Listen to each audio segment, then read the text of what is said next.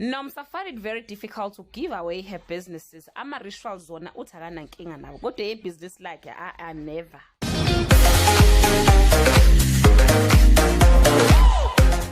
Hello everyone, welcome back to Sunday Live Chat. Thank you so much guys for tuning in. I'm here to update you of what's going to happen on Imbewu, the seat from the 3rd to the 7th of October 2022 on Monday. The ice breaks between Phakade and Khanyo, but tension flare with her and Mzwandile when Phakade let slip Zagiti was in the elevator. Lindo encourages Nomsa to fight for Msamo. Shreya enlists security's help in getting Nirupa to forgive Mira on Tuesday. The Bengu household is surprised when Mandlovu finally returns.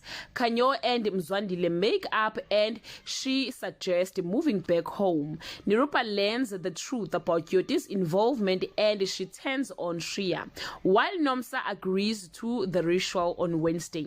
Nomsa, Tusheleni and Yenzegile start the ritual to undo the dark magic. The lack of senior management causes Zagiti to take strain. Why didn't the Bengals tell Nokzola about Zitulele on Thursday?